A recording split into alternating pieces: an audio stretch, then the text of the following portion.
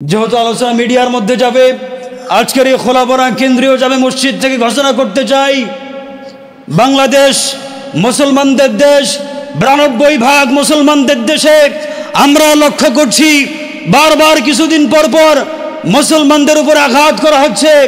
সম্মানিত ভাইরা, এই যে অপূর্ব পাল কোরআনের মধ্যে কোরআনের সঙ্গে যে বেয়াদবি করেছে, এটা আর আমরা সর্বোচ্চ শাস্তি চাই, ঠিক কিনা বলেন ভাইরা? সম্মানিত ভাইরা, এবং বাংলাদেশের সংসদে এ বিধান কায়েম করতে হবে, আগামীতে যারা আমাদের প্রিয় নবী হযরত মুহাম্মদ রাসূলুল্লাহ সাল্লাল্লাহু আলাইহি সাল্লাম থেকে শুরু করে ইসলাম নিয়ে যারা কটূক্তি করবে, কোরআন নিয়ে যারা সিনিবিনি খেলবে, এই সমস্ত অবৈধ যারা সন্তানদেরকে প্রকাশ্যে ফাঁসি দিতে হবে, ঠিক কিনা বলেন ভাই? এই আইন সংসদে কায়েম করতে হবে। সম্মানিত উপস্থিতি, আমরা আজকে পবিত্র কোরআনুল কারীমের 7 নম্বর সূরা, কয় নম্বর সূরা? পবিত্র কোরআনুল কারীমের সূরার ধারাবাহিকতায় এই সূরা হলো 7 নম্বর সূরা, সূরাতুল আ'রাফ। সূরার নাম কি? সূরা আ'রাফ। সম্মানিত উপস্থিতি, সূরার মধ্যে আয়াতের সংখ্যা হচ্ছে 206টা। কয়টা? 206টা। এবং এই সূরার মধ্যে রুকুর সংখ্যা হলো 24টা। কয়টা? 24টা। সম্মানিত ভাইরা, এই সূরাটি নাজিল হয়েছে মক্কাতে। কোথায়? মক্কাতে। সম্মানিত ভাইরা, এই সূরার যে আলোচ্য বিষয় সেটি হলো আল্লাহ রাব্বুল আলামিন এই সূরার মধ্যে তার রিসালাত এবং তাওহীদ সম্পর্কে আল্লাহ রাব্বুল আলামিন বান্দাদেরকে অনেকগুলি মেসেজ দিয়েছেন। বলি আলহামদুলিল্লাহ। সম্মানিত ভাইরা, রিসালাত শব্দের অর্থ হচ্ছে বার্তাবাহক, চিঠি বহনকারী। শব্দের অর্থ কি? বার্তাবাহক বা চিঠি বহনকারী। সম্মানিত ভাইরা, আল্লাহ রাব্বুল আলামিন যে আমাদের উপরে বিধানগুলি আমাদের উপর অর্পণ করেছেন, যে বিধানগুলি বান্দার প্রয়োজনে আল্লাহ রাব্বুল আলামিন যখন প্রয়োজন মনে করেছেন যে বান্দার জন্য এটা প্রয়োজন, আল্লাহ রাব্বুল আলামিন বিধানগুলি কিন্তু সরাসরি বান্দার উপরে নাযিল করে নাই। তো যার মাধ্যমে আল্লাহ রাব্বুল আলামিন তার কথাগুলি, তার বার্তাগুলি বান্দার কাছে পৌঁছে দিয়েছেন,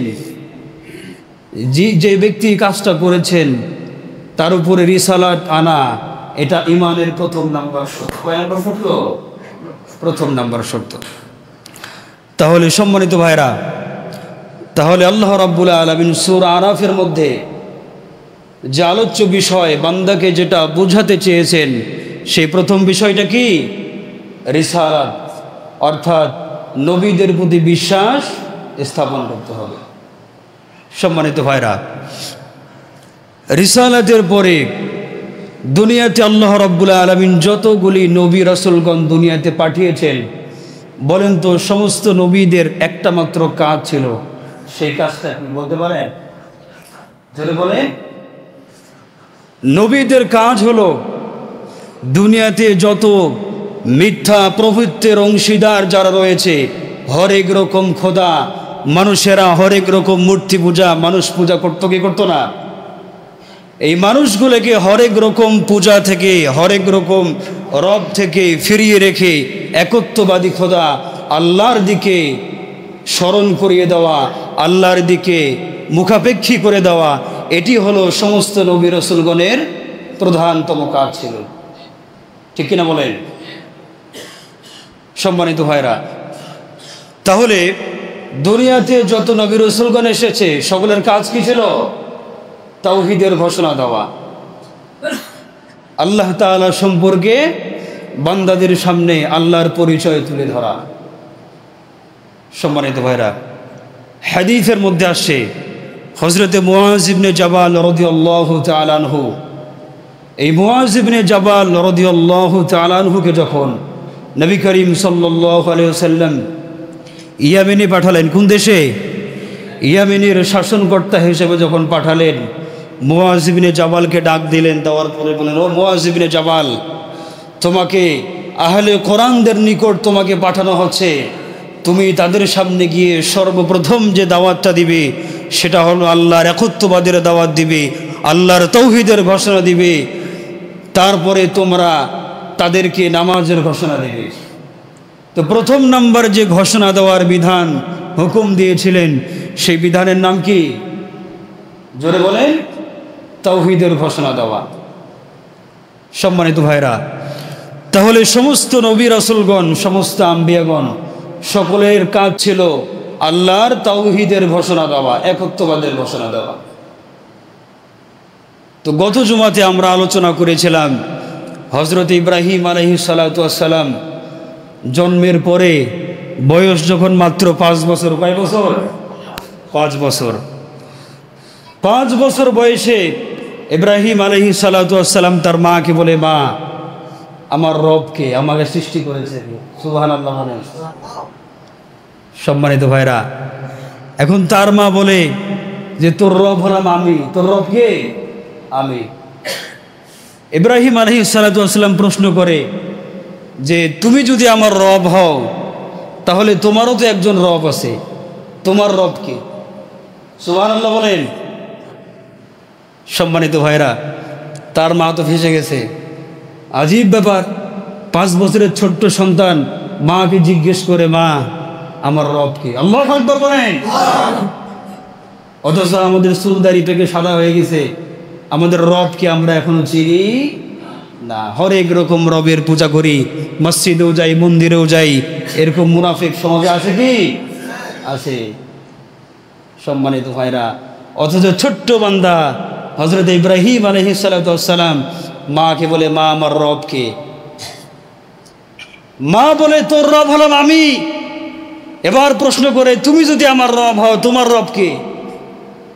এবার তার মা চিন্তায় পড়ে গেল যে আমার রব হলো তোর বাবা আজর, কারণ তোর বাবা আমাকে খেতে দেয়। কি দেয়?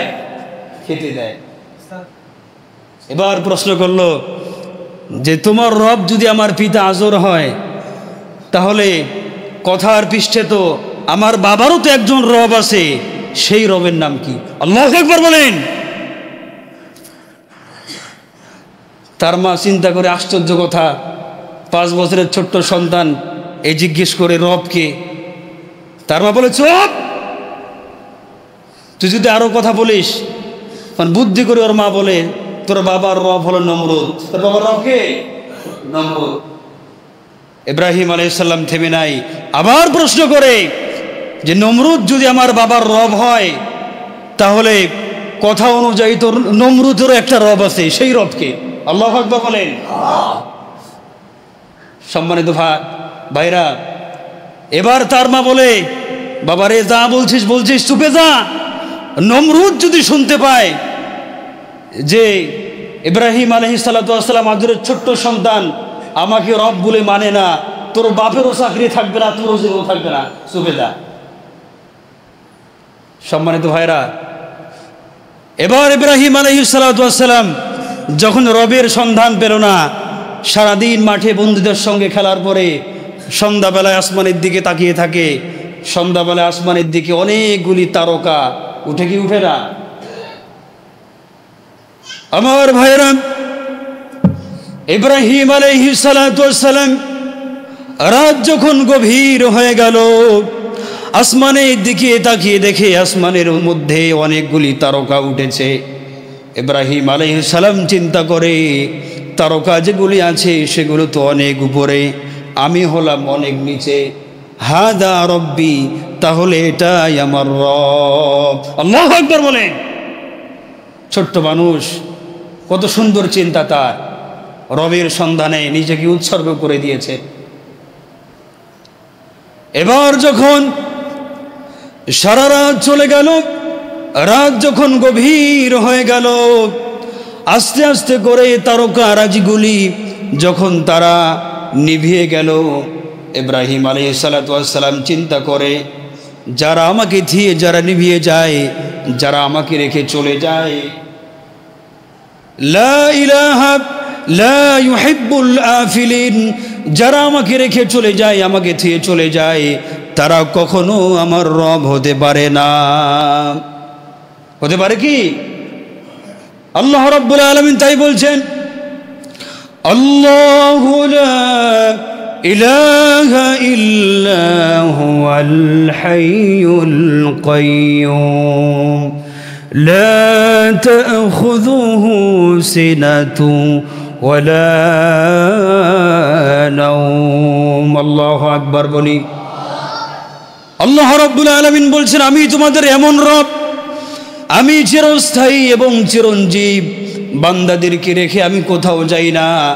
দিন এবং রাত 24 ঘন্টা কিয়ামত পর্যন্ত বান্দারা কোথায় কখন কি করে আমি আল্লাহ রাব্বুল আলামিন সব কিছুর খবর রাখি।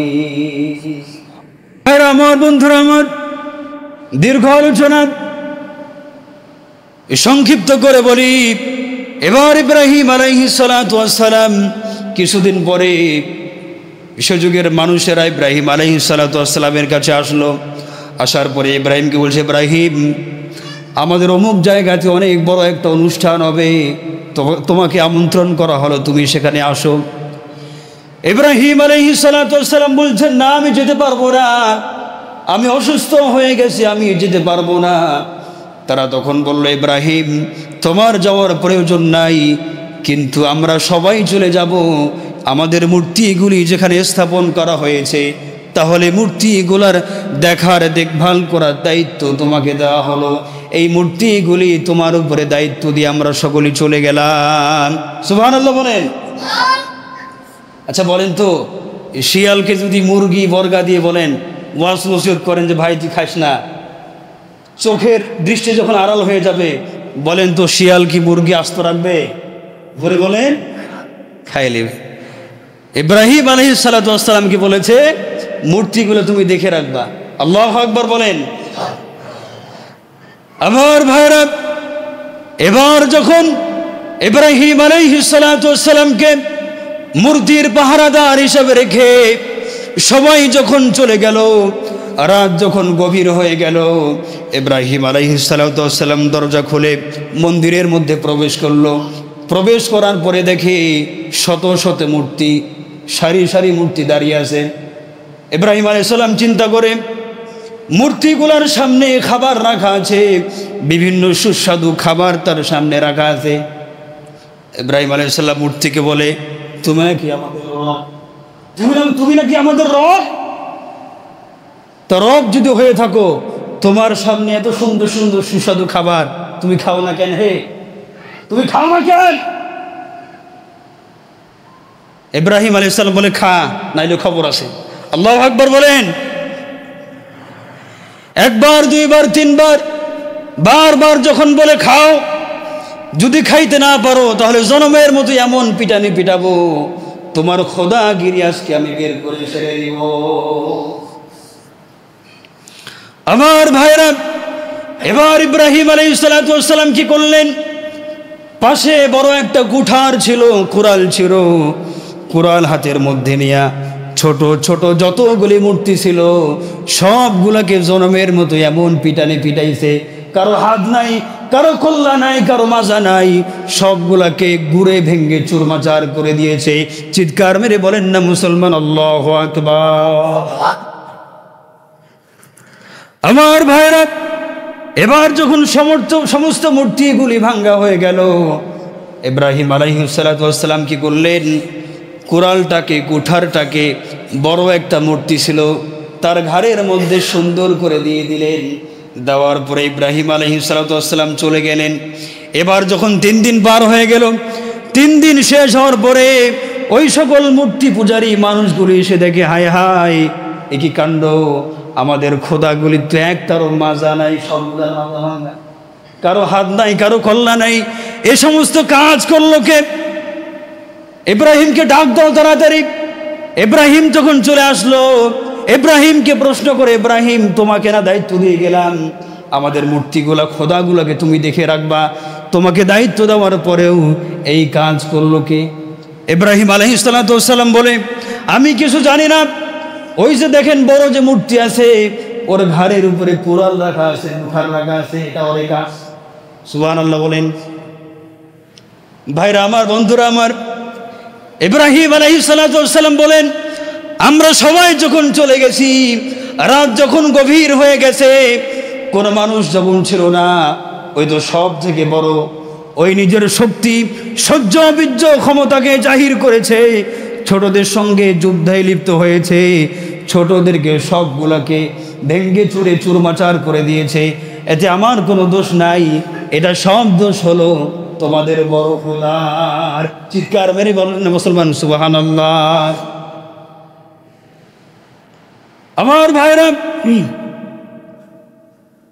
তাহলে নবীদের কাজ ছিল, নবী যারা ছিল, আম্বিয়াগণ যারা ছিল, তারা দুনিয়াতে এসে হরেক রকম যত খোদা ছিল সমস্ত খোদাকে পরাস্ত করে আল্লাহর জমিনে আল্লাহর একত্ববাদ কায়েম করেছে।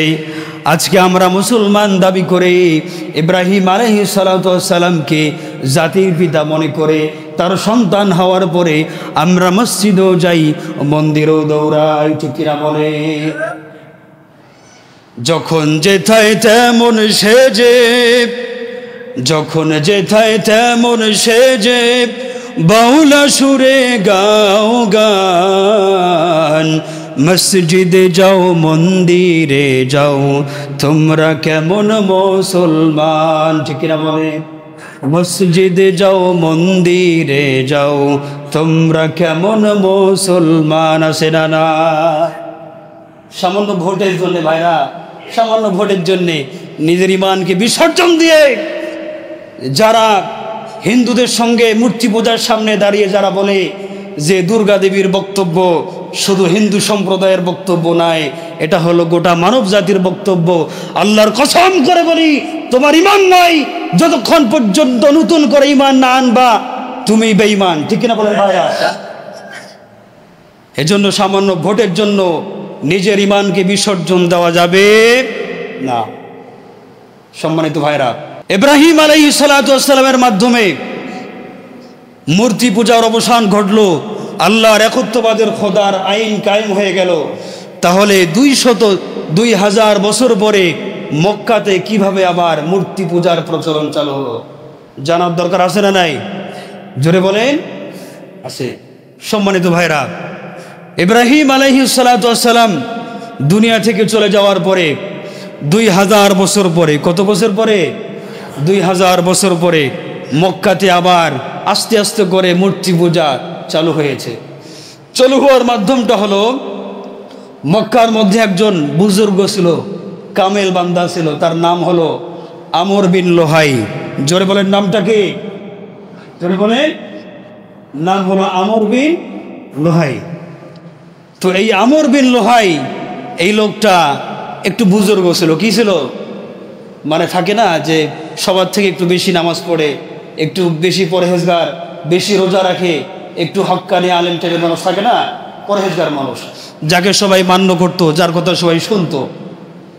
এই আমর বিন লোহাই, এই বুজুর্গ বান্দা একদিন সফরে বের হলেন। দেশের নাম হলো সিরিয়া। দেশের নামটা কি? আরে কথা বলেন, নাম কি? সিরিয়া। সিরিয়াতে সফরে বের হলেন। তো সফর শেষ করার পরে আমর বিন লোহাই পথিমধ্যে তিনি দেখতে পেলেন একটা জায়গার মধ্যে অনেকগুলো মানুষ দাঁড়িয়ে আছে চতুর্পার্শ্বে।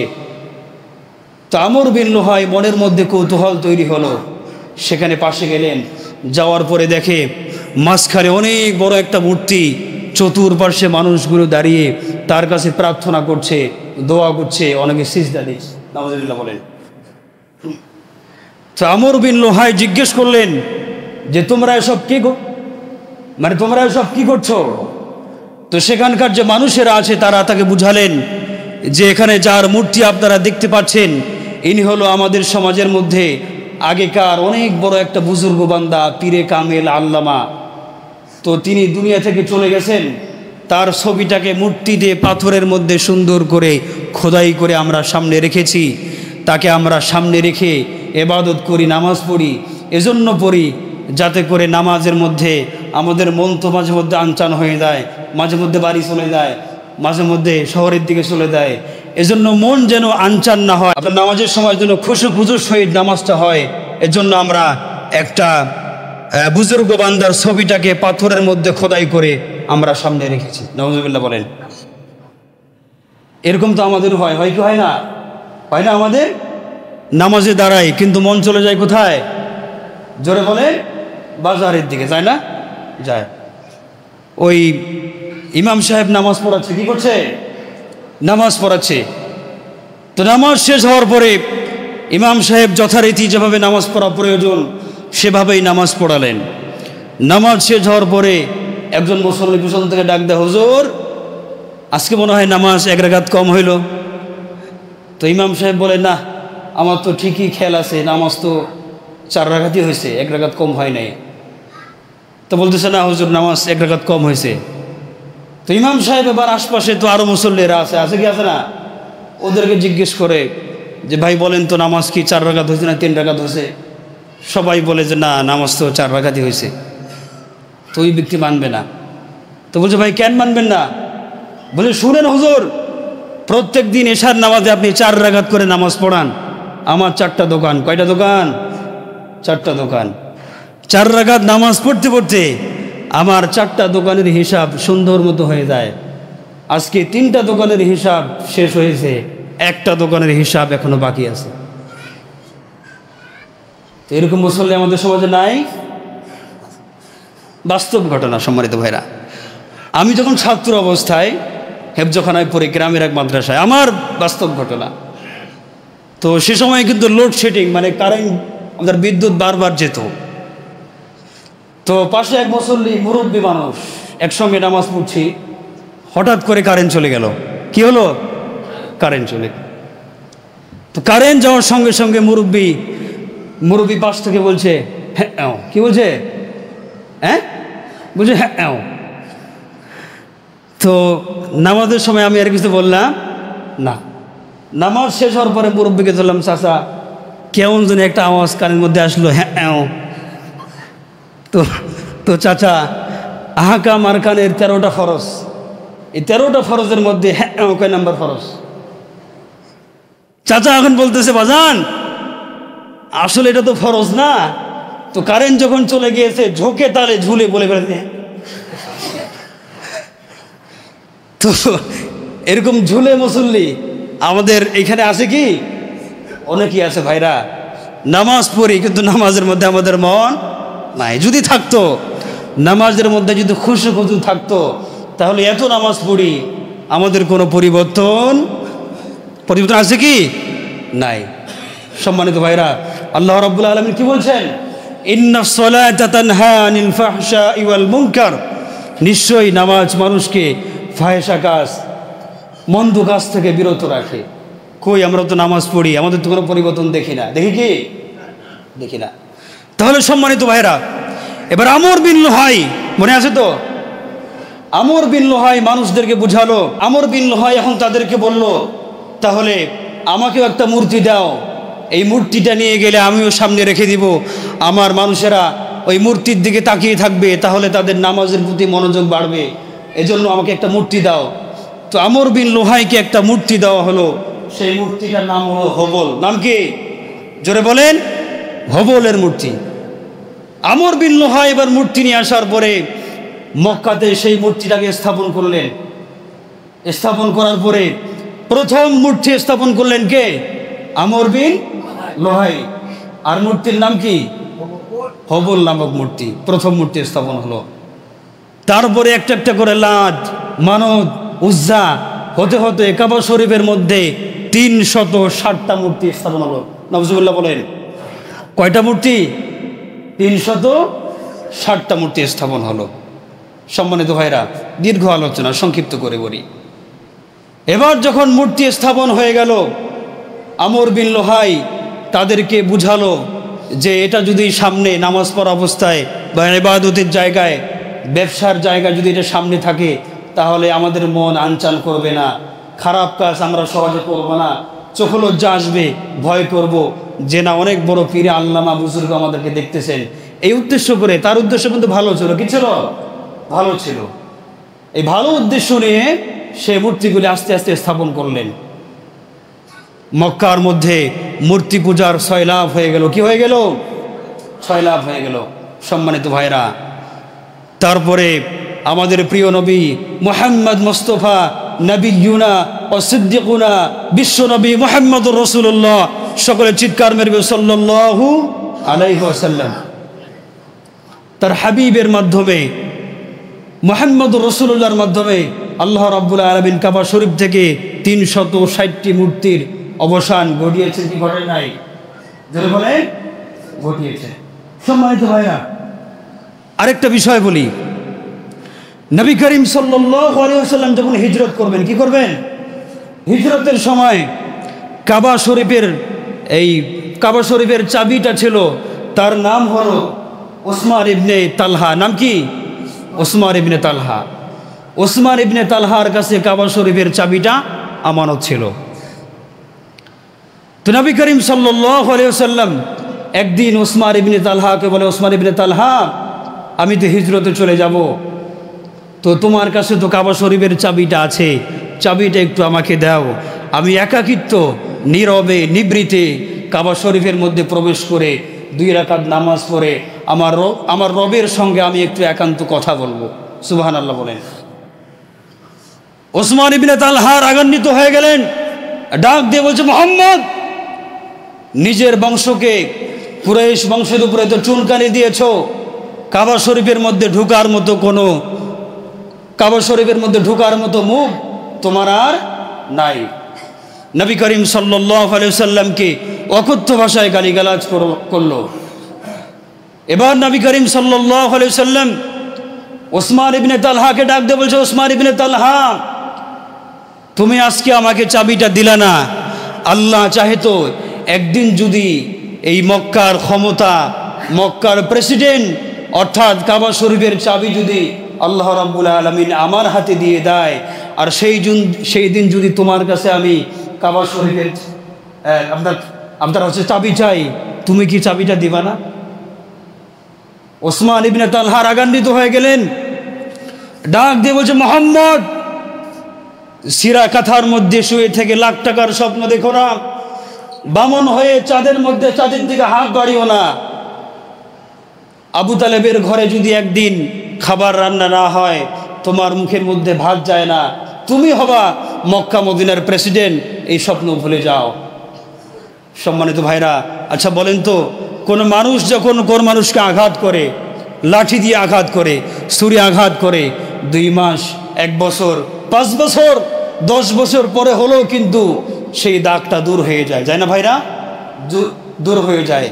কিন্তু কোনো মানুষ যদি কোনো মানুষকে কথা দিয়ে আঘাত করে, এই কথার দাগ, কথার ব্যথা কিন্তু কোনোদিন মানুষ ভুলতে পারে না, মৃত্যু পর্যন্ত কষ্ট লেগেই থাকে। নবী করিম সাল্লাল্লাহু আলাইহি ওয়াসাল্লাম কষ্ট পেলেন, কষ্ট পাওয়ার পরে সেখান থেকে চলে গেলেন, দীর্ঘ আলোচনা। তারপরে নবী করিম সাল্লাল্লাহু আলাইহি ওয়াসাল্লাম মাত্র 2 জন, তিনি এবং হযরতে আবু বকর সহ হিজরতে গেলেন। এবার যখন নবী করিম সাল্লাল্লাহু আলাইহি ওয়াসাল্লাম মক্কা বিজয় করার জন্য আসেন, তখন তার পিছনে 10,000 সাহাবী। সুবহানাল্লাহ বললেন। কত সাহাবী? 10,000 সাহাবী নিয়ে মক্কা বিজয় করলেন। আমার ভাইরা, পৃথিবীতে একটাই মাত্র বিজয় যেটা আমাদের নবী করিম সাল্লাল্লাহু আলাইহি ওয়াসাল্লাম স্থাপন করে গিয়েছেন, ইতিহাস রচনা করে গিয়েছেন, কোনো রকম রক্তপাত ছাড়া, কোনো রকম মানুষ হত্যা ছাড়া যে বিজয় তিনি অর্জন করেছেন, সেই বিজয় হলো ফাতিহে মক্কা, মক্কা বিজয়। সুবহানাল্লাহ বলেন। সম্মানিত ভাইরা, মক্কা যখন বিজয় হয়ে গেল, আরবের সমস্ত নেতারা থরথর করে কাঁপতে শুরু করলো। এবার নবী করিম সাল্লাল্লাহু আলাইহি ওয়াসাল্লাম কাবা শরীফের মধ্যে প্রবেশ করে 2 রাকাত নামাজ পড়ে ঘোষণা দিলেন, কুল জাআল হক ওয়া যাহাকাল বাতিল ইন্নাল বাতিলা কানা যাহুকা। চিৎকার মেরে আল্লাহু আকবার। নবী করিম সাল্লাল্লাহু আলাইহি ওয়াসাল্লাম ঘোষণা দিলেন, সত্য সমাগত, মিথ্যা সম্প্রসারিত। সত্য যখন আসবে, মিথ্যা তখন লেজ গুটিয়ে পালাবে। ঠিক কিনা বলুন ভাই? নবী করিম সাল্লাল্লাহু আলাইহি ওয়াসাল্লাম ঘোষণা দিলেন, কাবা শরীফ থেকে 360টি মূর্তি বের করে দিলেন। নবী করিম সাল্লাল্লাহু আলাইহি ওয়াসাল্লাম শিরিক এবং মূর্তি পূজার কবর রচিত করলেন। আল্লাহর জমিনে, আল্লাহর একত্ববাদের পৃথিবীতে যত মিথ্যা দাবিদার, যত খোদা আছে, সমস্ত খোদার পরাজয় দিয়ে নবী করিম সাল্লাল্লাহু আলাইহি সাল্লাম আল্লাহর একত্ববাদের খোদাকে তিনি আল্লাহর জমিনে কায়েম করলেন, বলি সুবহানাল্লাহ। তো ভাইরা, তাহলে দুনিয়াতে সমস্ত নবী রাসূলগণ, সমস্ত আম্বিয়াগণ, সমস্ত নবীগণের কাজ ছিল আল্লাহর একত্ববাদের দাওয়াত দেওয়া এবং শিরিক, মূর্তি পূজা, শিরিক পূজা, যত পূজা আছে সমস্ত পূজার পরাজয় ঘটিয়ে আল্লাহর একত্ববাদের বিধানকে দুনিয়াতে কায়েম করা, এটা সমস্ত নবী রাসূলগণের কি ছিল? মিশন ছিল। আজকে আমরা মন্দিরে গিয়ে বিভিন্ন রকম কার্যকলাপ করছি, সম্মানিত ভাইরা, এটা খুবই নিন্দনীয় কাজ। আল্লাহ রাব্বুল আলামিন আমাদের সকলকেই শিরিক থেকে বাঁচার তৌফিক দিন, সকলে পর আল্লাহুম্মা আমিন। সম্মানিত ভাইরা, সাময়িক একটি বিষয়, গত 2-3 দিন আগে বাংলাদেশের খ্যাতনামা বিশ্ববিদ্যালয়, নর্থ সাউথ বিশ্ববিদ্যালয়, এই বিশ্ববিদ্যালয়ের মধ্যে একজন কুলাঙ্গার, একজন অমুসলিম, এর নাম হলো অপূর্ব পাল। জোরে বলেন, নাম কি? অপূর্ব পাল। এই জারুল সন্তান মুসলমানদের 200 কোটি, পৃথিবীর 200 কোটি মুসলমানদের হৃদয়ের স্পন্দন, পৃথিবীর 200 কোটি মুসলমানদের হৃদয়ে যেই কোরআনকে, পবিত্র কোরআনকে আমরা কালামে রব্বানি, যেই কোরআনকে আমরা ধারণ করি, সেই পবিত্র কোরআনকে বাংলাদেশের 92% মুসলমানের দেশে গত কয়েকদিন আগে কোরআনকে ফ্লোরের মধ্যে ছুঁড়ে ফেলে দিয়ে কোরআনের উপরে পা দিয়েছে, বলে নাউজুবিল্লাহ। সম্মানিত ভাইরা, যেহেতু আলোচনা মিডিয়ার মধ্যে যাবে, আজকের এই খোলাবরা কেন্দ্রীয় জামে মসজিদ থেকে ঘোষণা করতে চাই, বাংলাদেশ মুসলমানদের দেশ, 92% মুসলমানদের দেশে আমরা লক্ষ্য করছি বারবার কিছুদিন পর পর মুসলমানদের উপর আঘাত করা হচ্ছে। সম্মানিত ভাইরা, এই যে অপূর্ব পাল কোরআনের মধ্যে, কোরআনের সঙ্গে যে বেয়াদবি করেছে, এটা আর আমরা সর্বোচ্চ শাস্তি চাই, ঠিক না বলেন ভাইরা? সম্মানিত ভাইরা, এবং বাংলাদেশের সংসদে এ বিধান কায়েম করতে হবে, আগামীতে যারা আমাদের প্রিয় নবী হযরত মুহাম্মদ রাসূলুল্লাহ সাল্লাল্লাহু আলাইহি সাল্লাম থেকে শুরু করে ইসলাম নিয়ে যারা কটূক্তি করবে, কোরআন নিয়ে যারা সিনিবিনি খেলবে, এই সমস্ত অবৈধ যারা সন্তানদেরকে প্রকাশ্যে ফাঁসি দিতে হবে, ঠিক কিনা বলেন ভাই?